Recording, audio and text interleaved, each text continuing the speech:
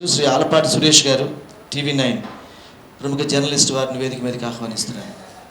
నరసింహారావు గారు, ఆయన గురించి ఇక్కడ ఉన్న వాళ్ళకి కొత్తగా నేను వివరించాల్సిందంటే ఏముంటుంది? ఆయనని రకరకాలుగా చాలామంది వ్యక్తులు, ఆయనతోటి పరిచయం ఉన్న వ్యక్తులు ఆయన్ని ఎన్ని రకాలుగా చూశారో, ఎన్ని రకాలుగా పరామర్శించారో, అన్ని రకాలుగాను పరామర్శించారు.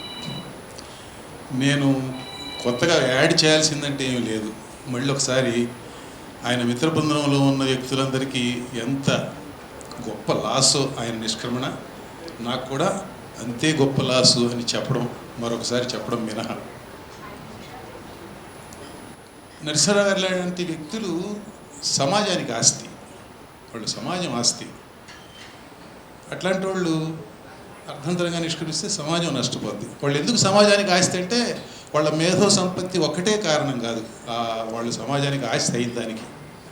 మేధో సంపత్తి ఉండడం ఒక ఆస్పెక్ట్ అయితే, నిర్భీతిగా తన మాటలు తన ఆలోచనలు వ్యక్తం చేయగలగడం మరొక ఆస్పెక్ట్.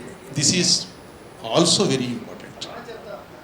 భయం లేకపోవడం అనేది మేధస్సు ఉంటే సరిపోదు, భయం లేకపోవడం కూడా చాలా ఇంపార్టెంట్. నరసింహారావు గారు ఆ భయం లేని మేధో సంపత్తి ఉన్న అరుదైన మనుషుల్లో ఒకడు. ఆయన వ్యక్తి వికాసం, సమాజం వికాసం వైపు అటుగా ఆయన చేశాడు, పరిశోధన చేశాడు. జీవితాంతం ఆ వైపుగానే ఆలోచించాడు ఆయన. నేనేమంటానంటే, నరసింహారావు గారు లాంటి వ్యక్తి ఆయన భయం లేని కారణంగానే మనకి బోలెడు జ్ఞాపకాలు ఇచ్చి వెళ్ళాడు, బోలెడు ఆలోచించాల్సిన విషయాలు ఇచ్చి వెళ్ళాడు ఆయన మనకి.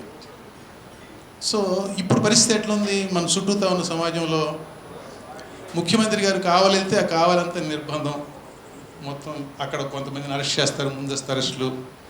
ముఖ్యమంత్రి గారు విశాఖపట్నం వెళ్తే అక్కడ కూడా ముందస్తు అరెస్టులు.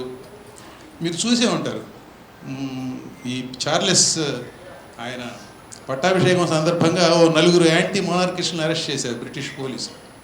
2 రోజులు క్షమాపణ చెప్పారు నలుగురికి, పొరపాటున అరెస్ట్ చేసాం, ఏమనుకో మాకండి దయచేసి.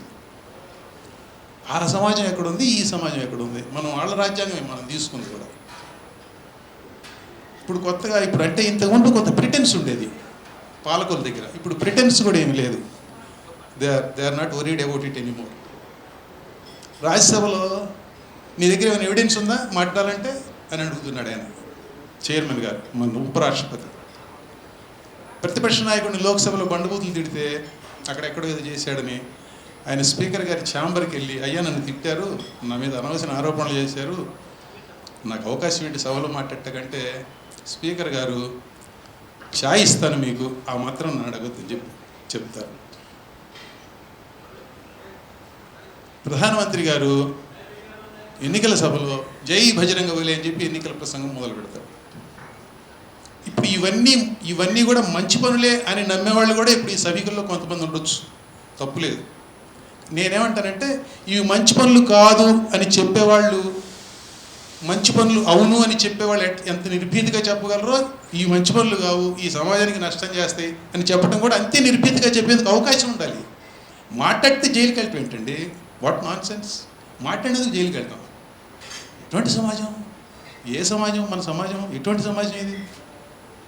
మాట్లాడినందుకు జైల్లో పెట్టే పాలకులున్న సమాజంలో మనం మాట్లాడడం ద్వారా అయ్యా ఇది తప్పు అని చెప్పగలగాలి. అట్లా చెప్పడం కోసం నరసింహారావు గారి జ్ఞాపకాలని మనం గుర్తు చేసుకున్నప్పుడల్లా, మరోసారి గుర్తు చేసుకున్నప్పుడల్లా, దానికి ముందు మనం ఒక కలెక్టివ్ లాంటిది ఏదన్నా మొదలుపెట్టి మాట్లాడటం మా హక్కు. అసలు you have a right to offend also. Offend చేయకపోతే ఎట్ట తెలుస్తుంది చెప్పే విషయం? నేను దేవుడిని నమ్మను, దేవుడి ఉనికి లేదు నాకు సంబంధించి, దేర్ ఈజ్ నో గాడ్ అంటే నేను అఫెండ్ అవుతానంటే నేనేం చేసేది? It's not right.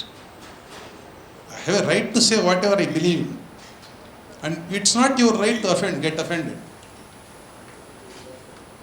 ఆ దిశగా ఆలోచించి ఏదన్నా అందరం కలిసి ఏదైనా ప్రయత్నం చేస్తే బాగుంటుంది అనేది నా ప్రతిపాదన మీ ముందు. Thank you so much.